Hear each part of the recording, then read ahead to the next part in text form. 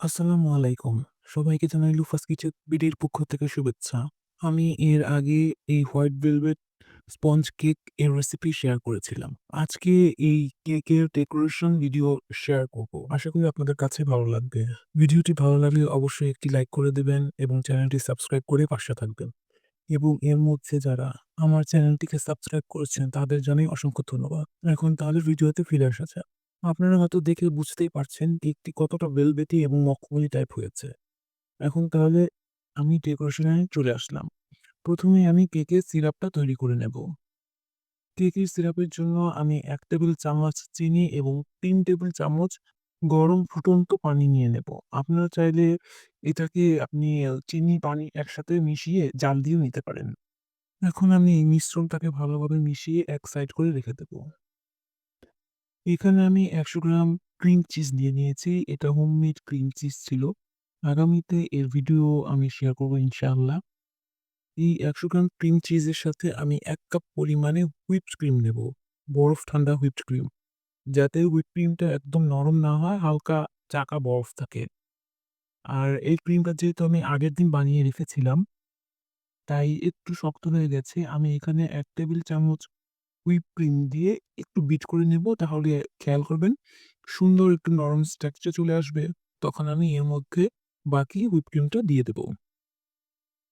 Cream cheese এখন soft হয়ে গেছে। এখন আমি এর মধ্যে ১ কাপ বরফ ঠান্ডা হুইপ ক্রিম দিয়ে দেব। এখন আমি এই ক্রিমটাকে আবার সুন্দর করে বিট করে নেব। ক্রিম বিট করার সময় অবশ্যই বিটারের স্পিড লোতে রাখতে হবে। আমি সবসময় বিটারের স্পিড ২ এ রেখে বিট করি। এতে ক্রিমটা খুব সুন্দরভাবে হয়। ১ মিনিট বিট করার পর আমি এতে ভ্যানিলা এসেন্স দিয়ে দেব ১ চা চামচ এবং আবারও ভালোভাবে বিট করে নেব। ১-২ মিনিট বিট করার পর অবশ্যই মাঝে, মাঝে বিটারটা অফ করে সাইডের যে ক্রিমগুলো আছে সেটাকে মাঝে এনে দিতে হবে। না হলে দেখা যাবে মাঝের ক্রিমগুলো বিট হয়ে যাবে এবং পাশের ক্রিমগুলো নরম থেকে যাবে। সেই ক্ষেত্রে ক্রিমটা নষ্ট হয়ে যাবে। তখন ক্রিম দিয়ে কাজ করার সময় ক্রিমে আর স্টিফনেস থাকবে না, বারবার গলে যাবে এবং বিটারটাও একটু রেস্ট পাবে। এতে বিটার দীর্ঘস্থায়ী হবে।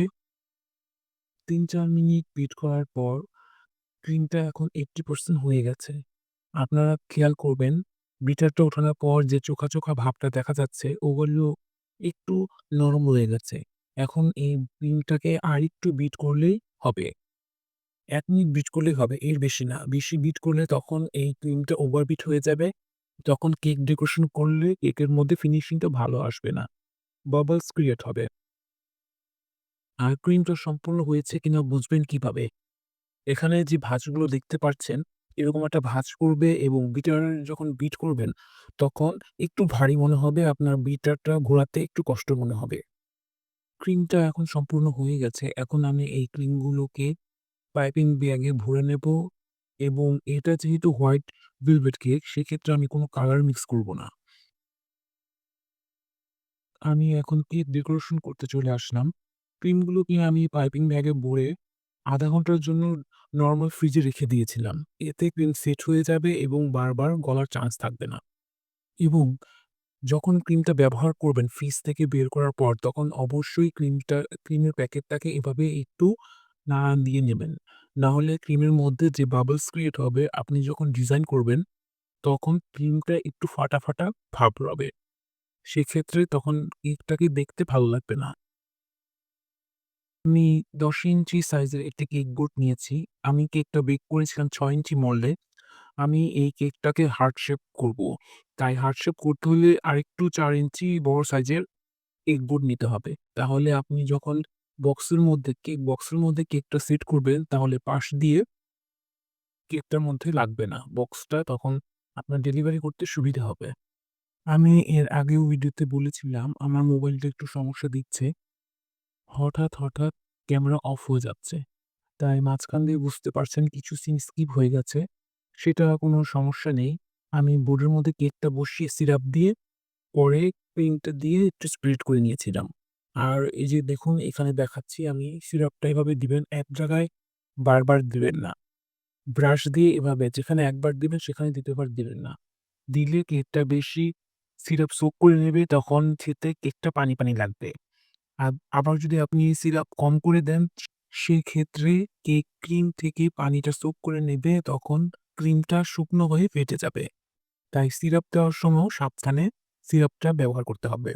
কেকের মধ্যে সিরাপ দেওয়া হয়ে গেছে। এখন আমি একটুখানি ক্রিম নিয়ে ক্রিমটা পুরো কেকের মধ্যে মাখিয়ে নেব। এটাকে ক্রাম কোটিং বলে। ক্রাম কোটিং হয়ে গেলে এই কেকটাকে আমি ০.৫ ঘন্টার জন্য ফ্রিজে রেখে দেব। এতে আমি যখন ক্রিম ডিজাইন করব, তখন এখান থেকে কেক থেকে কোনো গুঁড়ি উঠবে না। ডিজাইনটা খুব সুন্দরভাবে হবে। ০.৫ ঘন্টা পর আমি ফিরে আসলাম। আপনারা হয়তো খেয়াল করেছেন আমি কেকটাকে একটু সাইডে বসিয়েছি। হার্ট শেপ কেক ডিজাইন করতে গেলে কেকটাকে একটু নিচের দিকে বসাতে হবে। বিশেষ করে যে সাইডটা কোনা হবে সেই জায়গাটা। এবং খেয়াল করছেন আমি কিভাবে হার্ট শেপ করে নিচ্ছি। ১ম এ একটা প্লাসের মতো করে নিতে হবে একদম সমান মাঝখান দিয়ে প্লাসটা যাতে বসে।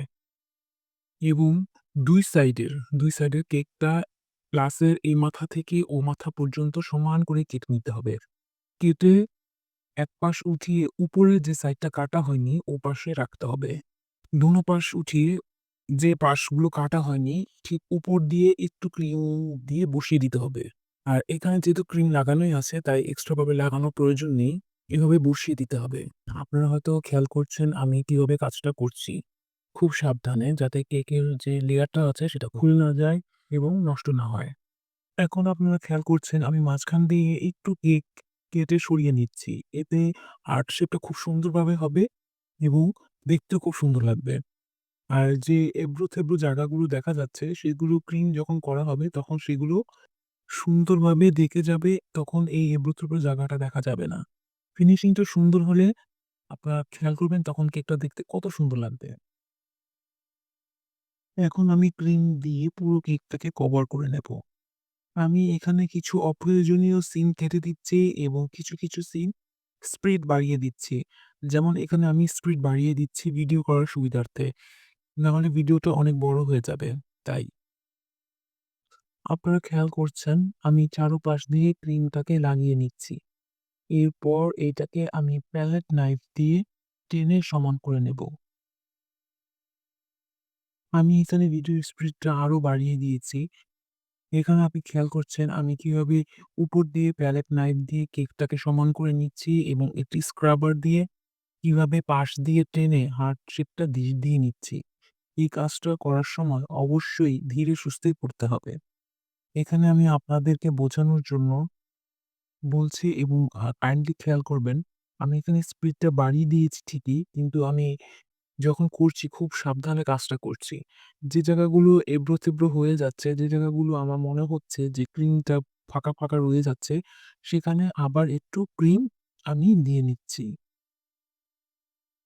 হার্ট শেপ করার ক্ষেত্রে এর ফিনিশিংটা আনতে একটু সমস্যা হয়। কারণ হার্ট শেপের দুপাশই সমান হতে হয়। সেক্ষেত্রে একটু ধীরে সুস্থে কেকের কাজটা করতে হবে এবং বেকিং করার ক্ষেত্রে অবশ্যই ধৈর্যের প্রয়োজন। পাশ দিয়ে সমান করার পর আবারও উপরে জায়গাগুলো উঠে আসছে। এগুলো আমি আবারও প্যালেট নাইফ দিয়ে সমান করে নিচ্ছি। কেকের ফিনিশিং এভাবেই আনতে হয়। যখন আপনি উপরটা সমান করবেন, তখন পাশগুলো একটু বসে যাবে। তখন আবার পাশেরগুলো স্ক্রাবার দিয়ে সমান করতে হয়। তখন আবার উপর দিয়ে উঠে আসবে। তখন আবার প্যালেট নাইফ দিয়ে সমান করতে হয়। এভাবে করতে একসময় দেখবেন আপনার কেকটা খুব সুন্দরভাবে ফিনিশিং চলে এসেছে। ফিনিশিংটা একটু ধৈর্যের ব্যাপার এবং প্র্যাকটিসের ব্যাপার। যখন আপনারা নতুনভাবে কাজ শুরু করবেন, তখন একটু সমস্যা হবে। কিন্তু কাজ করতে আপনাদের এই জিনিসটা আয়ত্তে এসে যাবে। এটা নিয়ে ভাবনার বা চিন্তার কিছুই নেই। দেখুন তাহলে কেকটার মধ্যে ফিনিশিং চলে এসেছে। আর যেহেতু আমি কিনার দিয়ে ডিজাইন করব, তাই কিনার দিয়ে অতটা ফিনিশিং না হলেও চলবে। মাঝখানটা ক্লিন রাখলেই চলবে। এখানে আমি একটি 6B নোজেল নিয়েছি। সেই 6B নোজেল দিয়ে পাশ দিয়ে ডিজাইন করছি। একটু বসিয়ে উঠিয়ে আবার শেষ প্রান্তে নিয়ে ছেড়ে দিচ্ছি। আপনারা যারা নতুন বেকার আছেন, ১ম এ এই ডিজাইনগুলো করতে একটু হাত কাঁপবে। কিন্তু করতে প্র্যাকটিস করতে দেখা যাবে আপনাদের এই জিনিসটা আয়ত্তে হয়ে যাবে। ক্রিম যখন বিট করবেন, এক্সট্রা কিছু ক্রিম নিয়ে একটি বোর্ডের ভিতরে আপনারা প্র্যাকটিস করবেন লেখার ডিজাইনে। তখন দেখবেন আপনারা সুন্দরভাবে এই ডিজাইনগুলো আয়ত্তে করতে পারছেন। আপনারা এই হোয়াইট ভেলভেট কেকটা বাসায় অবশ্যই ট্রাই করবেন। অনেকেই আছেন রেড ভেলভেটটা খেতে পারেন না, অতিরিক্ত কালার ব্যবহার করা হয় তাই। কিন্তু এই হোয়াইট ভেলভেট কেকে কোনো কালার ব্যবহার করা হয় না। সম্পূর্ণ সাদা। ক্রিমও এবং কেকটাও। আপনারা ট্রাই করে দেখবেন ইনশাআল্লাহ আপনাদের কাছে ভালো লাগবে। এখন আমি উপরের পাশটা ডিজাইন করছি ঠিক একইভাবে খেয়াল করছেন। নিচে বসিয়ে একটু উপর দিকে টেনে তুলে আবার সামনের দিকে নিয়ে এসে ছেড়ে দিচ্ছি। এই ডিজাইনটা অনেকই সহজ। আপনারা ট্রাই করবেন, আপনারাও পারবেন ইনশাআল্লাহ। আমি এই ডিজাইন করার জায়গাটা একটু স্পিড বাড়াইনি। আপনাদের সুবিধার্থে আমি খুবই আস্তে, আস্তে করছি। খেয়াল করলে বুঝতে পারবেন যে আমি এই ডিজাইনটা কিভাবে করছি। এই ভিডিওটি একটু লং হয়ে গেল। আশা করছি আপনারা একটু ধৈর্য সহকারে ভিডিওটি দেখবেন এবং অবশ্যই আমাকে সাপোর্ট করবেন। যারা আমাকে সাপোর্ট করছেন তাদের কাছে আমি আন্তরিকভাবে কৃতজ্ঞ। আপনাদের সাথে কথা বলতে, বলতে আমার কেকের ডিজাইনটা সম্পূর্ণ শেষ হয়ে গেছে। এখানে আমার জায়গাটা ছোট তাই আমি আপনাদের বিস্তারিতভাবে দেখাতে পারছি না। তার জন্য আমি আন্তরিকভাবে দুঃখিত। কিন্তু আশা করছি আপনারা অবশ্যই বুঝতে পেরেছেন আমি ডিজাইনটা কিভাবে করেছি। তাহলে আজকে এ পর্যন্তই। আশা করি ভিডিওটি আপনাদের কাছে ভালো লেগেছে। দেখা হবে নেক্সট ভিডিওতে। সে পর্যন্ত আপনারা ভালো থাকবেন, সুস্থ থাকবেন এবং অবশ্যই নিরাপদে থাকবেন। আল্লাহ হাফেজ।